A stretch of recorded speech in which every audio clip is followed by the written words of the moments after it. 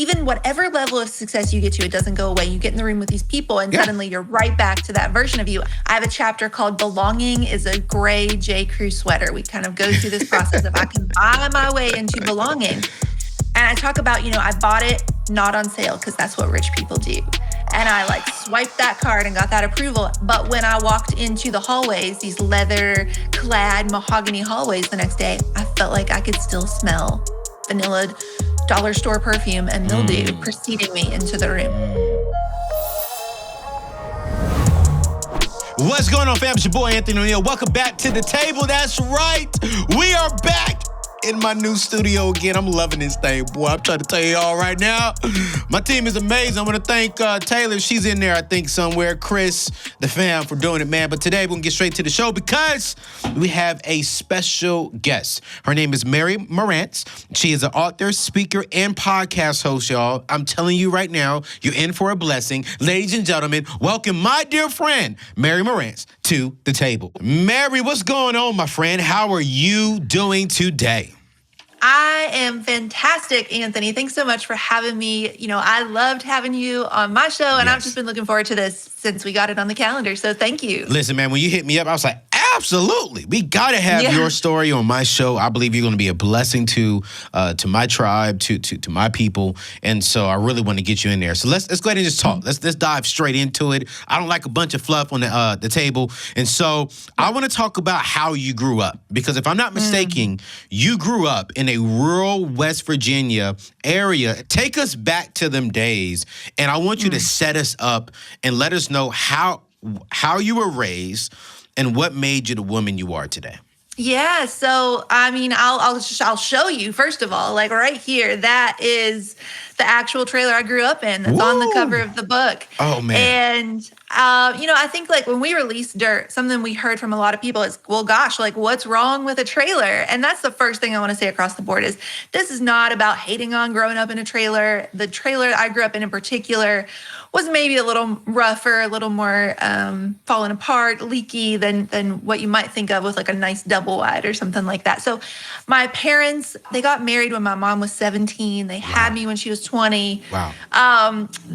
Basically she said to my dad, we need a place of our own. And he said, okay, no problem. I'm going to go get this trailer, the single wide trailer, 1978 or something like that, just for now. We're going to put it on the back half of my grandparents' property just for now. Where it still sits to this day, where I grew up in 0 to 18. And so single wide trailers in the 1970s were not built to last. They're basically oversized tin cans, Right. And we were these wild things. I was an only child, but there was a whole neighborhood gang of kids. And we were these wild things who would climb up on top of the roof and go sliding across the aluminum. So the roof became leaky very quickly. And suddenly you have this water pouring in through the, I always say my people are the people who know what drywall in the ceiling looks like right before it gives way, And that water would pour through the floor and then the floor would give way. I always say I hate the smell of mildew to this day because it would cling to your clothes and it followed you into the world. Yeah. And in a lot of ways, telling this story was interesting because there are these stereotypes about West Virginia, probably grew up in a trailer. Pickup truck in the yard on cinder blocks, stray dogs in the yard, dad was a logger. And writing a story that I didn't want to just be a stereotype when your story happens to check some of those boxes of the stereotype. Wow. So that's where I started. Yeah. I was going through your book and just really studying and learning you. You also said that your dad taught you a lot about life and work. What were some of the principles you were taught by your father when it comes to working, when it comes to living life, and just really expanding from there? Yeah, Anthony. So I come by a very strong work ethic, honestly. In fact, I feel like my work ethic in my family is probably weak sauce compared to theirs. My dad, let me give you an example. I think will really paint a picture. There was a time when he had to jump down from a dozer because it was going to roll over on him, and he broke both of his ankles. Refused to let the doctor put real casts on because you can't get real casts into work boots.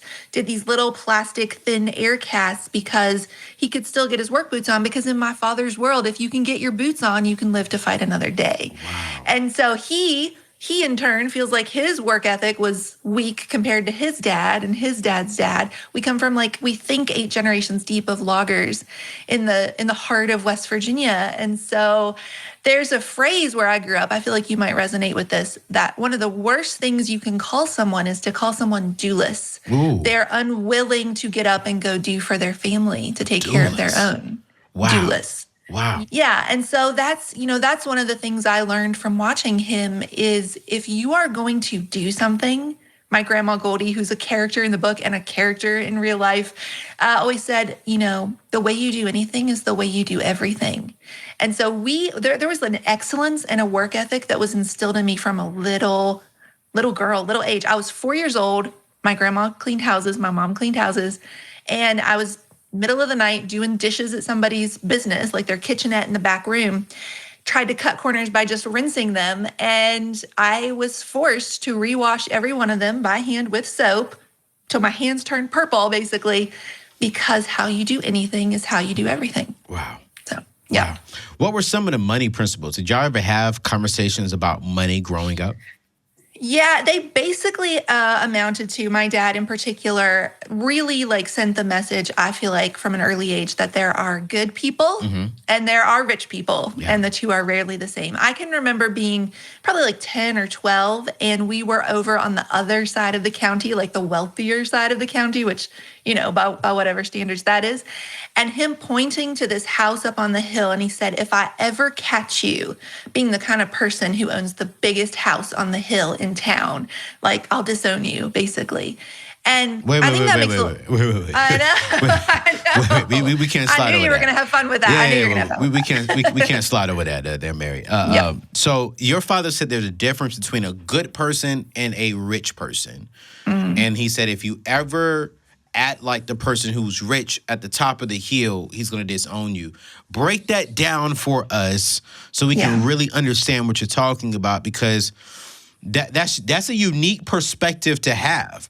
And I want to understand, why did he say that, and how did that make you feel growing up? So I think, Anthony, we can really start to understand where a mindset like this comes from when you understand that to him, the people with the money, the people who wore ties to work, were forever the enemy.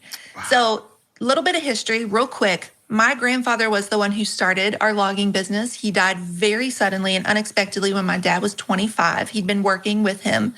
So it's on his shoulders at 25, new wife, new baby, new single-wide trailer, to take over this business and the 10 men and their 10 families who are working for him.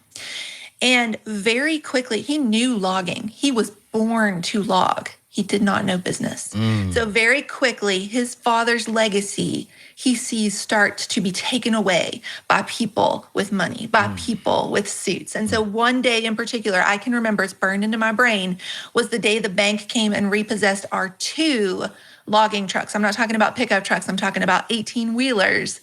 And I remember seeing those trucks drive off in the distance and my dad in front of me, and how small he got as those trucks drove away, right? And so for him, the phone ringing on the wall, if you grew up without a lot, you are nodding your head right now, because when you're growing up, hopefully you remember what phones look like on the wall.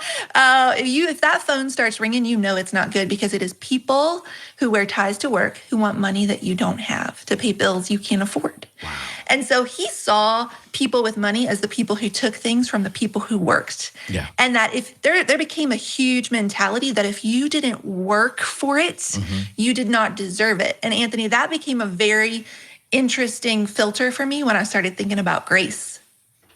Right? Because I couldn't possibly work enough to deserve it. Here's this gift being offered to me for free. And I grew up that if you didn't work for it, you didn't deserve it.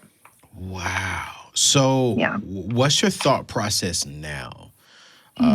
From what your dad taught you, from that mindset, where are you at now? I'm curious. Do you still think, the rich people are different from the good people? Can rich people be good people? I think that's the question that I have. Can wealthy people be also good people? I'm curious. So what's your thought process? Yeah, so something that happened for me that was very pivotal. In a lot of ways, I had kind of this Rich Dad, Poor Dad experience, which is an amazing book. If anybody listening hasn't read it. And that is that you can love the parents you grew up with and they can teach you all of these things, but there might be a gap in the financial wisdom that you learn from these sort of like, adopted fathers or mothers who step in. Yeah. And so the first thing that happened for me is that when I was in college, I ended up getting a Rotary Ambassadorial Scholarship to go study in England for a year to get my master's. Oh, wow. And here is this group of people who wear ties to work, these business people who have done well enough in their lives. There's this overflow they can operate out of that they can then do good in the world. And so here I am literally seeing rich people do good. And at the very same time, these are the people, I talk about this in Dirt, who are going to send me an ocean away from my dad, who's always seen this irregular heartbeat of West Virginia be this protective boundary. Yeah. And that was like a double strike for him, right? They're taking his daughter away, sending her an ocean away right after 9/11. And there are these people with ties who are getting into her head. And I talk about how our two worldviews started to drift apart, like there was an ocean between us. And so I absolutely think that people who happen to have money can be the ones who also go do good in the world. And I think, money does not make us good or bad. It amplifies what's in our heart. Yeah. It's going to show the world. If you get a bunch of money, it's going to show you what was already happening in your heart. I agree. With what you do with it. So that's been a real challenge because, and I think we can talk about this, the thoughts that we have become our reality. Ooh. And so my dad is somebody who has seen his world as, one of his favorite sayings when I try to tell him something that would make his life better is, kid, he always calls me kid, this is how it is, this is how it was, this is how it always will be. And those thoughts have become his reality. Right. He's one of the most intelligent people you could ever talk to, but he's convinced himself that he's a dumb old blogger, that he can never go to college, that he can never break free. Within your expertise, because you are an educated young lady, what are some thoughts that have become some people's realities that you're seeing that's common around today's day and time? Yeah. So let me tell you a quick story, and it's going to become clear. Yeah. So when my grandfather passed away, suddenly, heart attack, my grandma found him in the middle of the night, changed our whole family's world, and flipped it upside down overnight. My dad, 25 years old, goes to the funeral. He could have, in that moment, said, well, my dad is gone. Let the business go with him. Let this life of labor go with him. I'll maybe go to college like I always wanted to. But what happened, Anthony, is at that funeral home, he happened to walk up on two people who knew his dad, two people in the community, basically strangers to him, but he sort of knew them. Yeah. And he heard them talking about now that he had inherited the business, it would be out of business within 3 to 5 months. And my dad did something a lot of people listening, this is a word for somebody listening. He decided to start making all of these choices about his life, not because it's what he was necessarily called to do, not because it was the dream, not because it's what felt like succeeding or success to him, but in order to prove someone else wrong. We tie ourselves up in knots. We bend in these like back bends just to operate out of this revenge wasteland. We're trying to grow a beautiful life out of a revenge wasteland. Yeah. To prove someone else wrong, that they weren't right about us. Wow. Yeah. And so I think that's what a lot of people are doing. I think they're, making choices, they're buying things, they're taking jobs, they're even dating people, whatever the case may be, just to prove somebody else wrong about them. And you know what? And I'll be honest, I've done that, Mary. I've done certain things just to prove the people around me, or just to prove to people who said something about me negative. Just so I can prove them opposite. And that was probably about like 5 or 6 times I've done that. And I would definitely say all 5 or 6 of those times, that was the worst decision I could have ever made for my own personal life. Because there was no growth. It didn't stretch me. It didn't make me any better. What it honestly did, I wasted my own time. I didn't have time to go and pursue my dreams, go and pursue my calling, go and pursue my purpose, go serve the people I've been called to serve, because I was too busy trying to prove to people who I'm not called to serve and help and be a blessing to that they're wrong and that I am this guy that I say that I am. Yeah. Yeah. One of the things I love talking about on this show is really giving people some practical things to do, practical things to think about. Let's say someone's watching us right now and they're being honest, and I'm gonna talk to you in the camera. If this is you, I want you to really listen to Mary and myself right now. Mary, what are like 1 to 3 things someone can do to shift their mindset? To shift the mindset from going from, I'm going to do this to prove them wrong, I'm going to do this to make them happy, to the mindset of, I'm going to do this, I'm going to have this mindset so I can be better, so my family can be better. Well, give us about 1 or 3 mindsets that we all should have. Yeah. So number 1 is we have to get really honest about the filter we're walking around wearing. Okay. So I'm writing about this. I'm currently writing my second book. I just wrote about this. And I said that, I kind of like to picture those weird glasses in National Treasure, the Benjamin Franklin glasses. We're walking around with these glasses and they affect how we see the world. But more importantly, they're informing how we believe the world sees us. And what I like to compare this to is like Marty McFly in Back to the Future. He's got this photo of his parents and his siblings. And the more he starts to mess with the story, the more that picture he's holding on to becomes transparent. Yeah. So the more you identify that filter and then start to look for evidence to the contrary, the more transparent it's going to get. So for me, one of my filters that I've walked into life with as the girl in the trailer is that I will always be just a little bit not enough of something to be invited to most rooms, to be welcome at most tables. And I'm saying this while I'm sitting at the table. Do you know what I mean? Yeah. I walk through life looking for evidence that confirms I'm not invited. So we got to deal with those filters, identify them, and then look for evidence to the contrary. That's number 1. Number 2. Now before you go on, I was reading this. I was watching this video with Dr. Phil and Joe Rogan, and Dr. Phil said something that you said is so good, and I just pulled it up on my notes app because I'm always taking notes, y'all. Every time I watch a video, every time I'm reading a book, I take notes. And he said something you just said about your filter. He said some people have a damaged personal truth.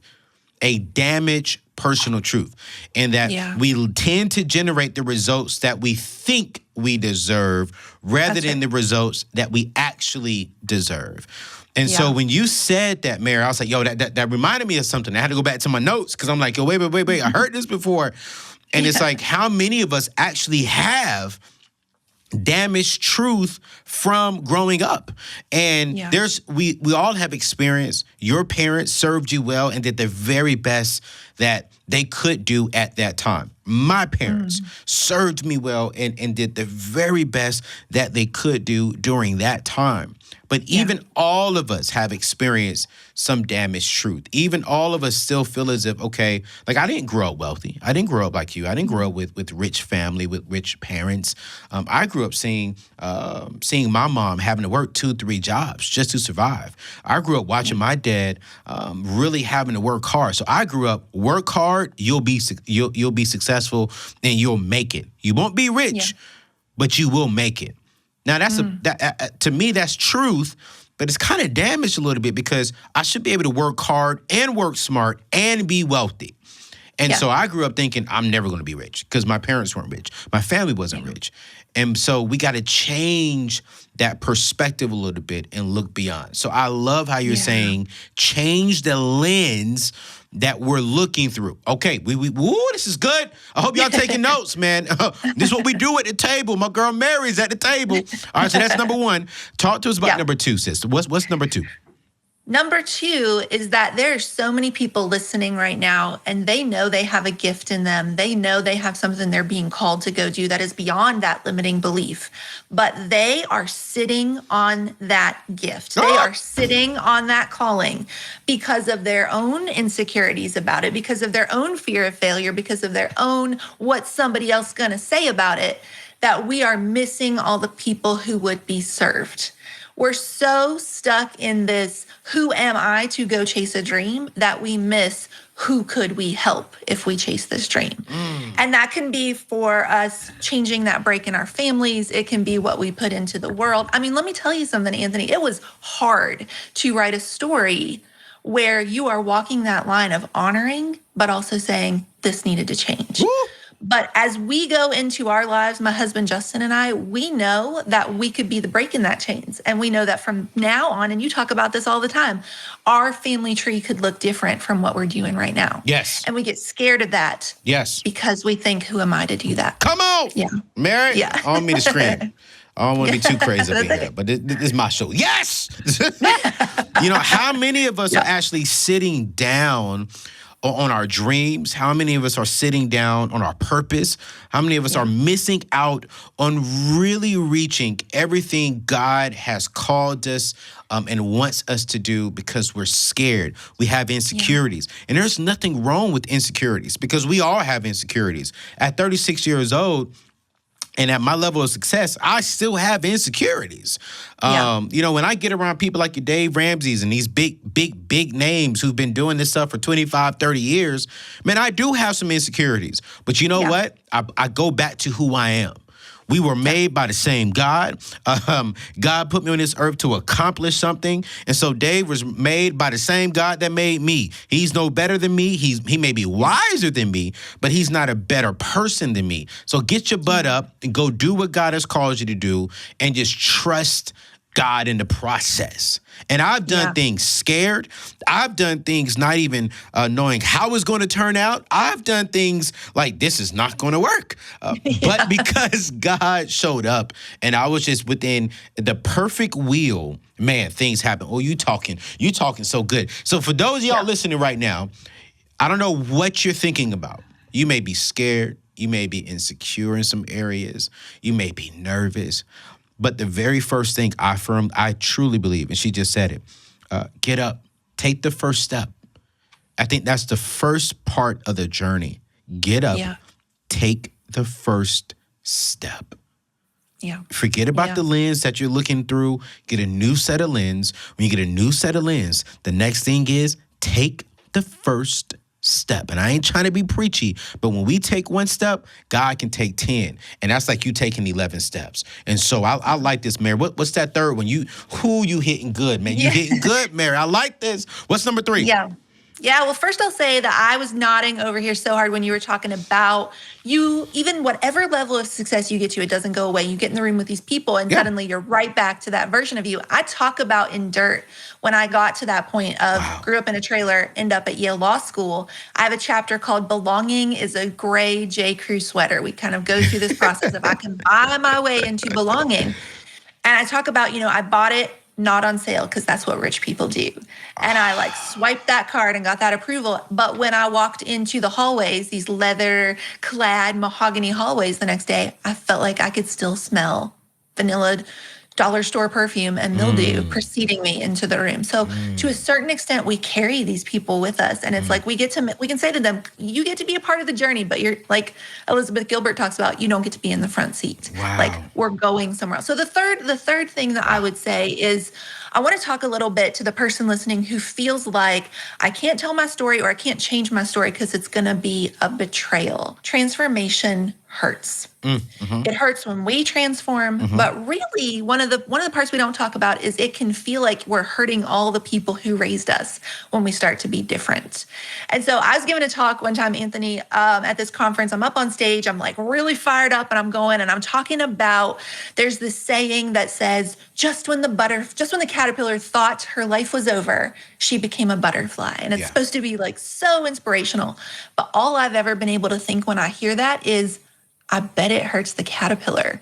And I started giving this really, just loud explanation of the X-Men version of that. These feathers protruding out of raw, broken skin, scratching and clawing at the surface as you shed these layers. This literal stabbing of your own back just to fulfill a propensity to fly. And I give this whole picture and we end the talk and the sound guy, who ironically was called Mike, comes up and he says, that's not actually how caterpillars become butterflies. And I'm like, there goes my analogy. Right. And what he said was, what actually happens is that when a caterpillar is going to become something new, when they go into that cocoon, that chrysalis, they actually have to disintegrate entirely. If you cut open a chrysalis, all you would find is caterpillar soup. Yeah. And we completely become this death to our old self before the thrill of hope takes flight. And I thought about that, and that is this breaking down to become a new thing. But if you look at butterflies, they keep some of the same coloring. They stay in some of the places that they were a caterpillar. There's this mental memory of who they were. You get to become both roots and wings. And so it's embracing this idea that you becoming something different in your family, you can leave a place without saying there was something wrong with it. You can ask for more without saying there was something lacking. So that would be my number 3. You're teaching good. Mary, you are teaching good. I wish we had another 30 minutes with you. Me too. You know, I really do. As we come to the end of the show, tell us a little bit about your book. How can we get the book? Because I really want to support you on this. And for those of you all watching and listening on podcasts, we're going to put all her book information in the show notes. So make sure to check that out. But tell us a little bit about your book. What is it about? How is this book helping people? And where can we get it? Yeah, so Anthony, the book is called Dirt. That's the trailer I grew up in. Like I said, the subtitle is Growing Strong Roots and What Makes the Broken Beautiful. And the elevator version of this book is single wide trailer to Yale Law School. What I wanted this book to stand for, and this is what every single person listening can take from this book, is it has become an anthem for giving up this idea of achieving our way into worth, for running so hard from our muddy story that we try to stumble our way into success. I have this part in Dirt where I talk about I was the girl in the red cape running from the deep dark woods, the big bad wolf ripping at her heels. She runs because she knows it might kill her. And then I realize I'm the girl in the red cape, but I'm also the wolf. Yeah. And that voice telling me not to stop running is my own. So if you are somebody who feels like you achieve and achieve and achieve and achieve, hoping the next gold star will finally make you worthy, this is the book for you. You can find it at thebookdirt.com, thebookdirt.com. And you'll also find me there, all the different websites, the podcast, The Mary Marantz Show. And I am at Mary Marantz on all the socials. On all the socials, and make sure to check out her show. I've been on her show. It is amazing. She has great content over there, you guys. Mary, thank you so much for coming on the table. You didn't actually come to the table, but you came on the table. So next time we'll have to get you at the table where you can have some of my sweet tea and lemonade. You know, I have some sweet. I didn't know I was missing that. Yeah. My producer wanted me to have it in my cup because it looked like beer. So, you know, we had to put it in here. We don't want people thinking to have beer. And then when you come back, wait, I got to get it. Then you got to try my favorite candy. Everyone who comes onto the table has to try my favorite candy in the world, licorice, you guys, licorice. I love this place. So it's Red Vines, not Twizzlers? What's the other thing? It's called Red Vines, but I grew up calling it licorice. So, you know, so I call it, you know, from the old school days. That's my damnest truth. But Mary, thank you so much. I appreciate you so much for coming on to the show. Hey, you guys, make sure to check out the show notes, and you'll get a link to her book. You'll get a link to her podcast and to her social media channels. She'll bless you. Mary, thank you so much. Thank you. I really want to end with this, you guys. I remember coming home to my lights being cut off. I remember having to eat Hamburger Helper 2 or 3 times a week. I remember having to put my shoes and put tape on the bottom of my shoes because I had holes on the bottom of my shoes. I remember the tough times growing up. I remember sharing my bedroom with my brother and my sister because we had a family of 6. My parents was in one room. Me and my siblings were in one room. And then we cared for my elderly grandmother at the time. She had her own room. So I remember the tough times growing up. And honestly, back then, that wasn't tough. It was normal. And that normal grew into my expectations. And then I had to really quickly remind myself that, hey, back then, that's what I had to do. But that doesn't have to be my future. And that's one thing that I really, really love about what Mary said. Change the lens that you see life through. Change the lens that you see yourself through. And here's the lens we all should be looking at. Jesus Christ. I know you're not coming to the table to be preached at, but you know what? Your boy is a preacher. You know, I'm a man of God at heart. I'm not perfect. I got flaws. I have sins that I'm working on, but you're going to get the word from me in some kind of way. And the only lens that we should be judging ourselves through is through the lens of Jesus Christ. His lens wants us to be free, have joy, have peace, have freedom, have financial freedom, have a wealthy life, have a prosperous life. His lens are the only lens we should be looking at ourselves through. Yo, this your boy, Anthony O'Neal. And don't forget, I keep it real, relevant, and relatable every single week right here at the table. Peace out.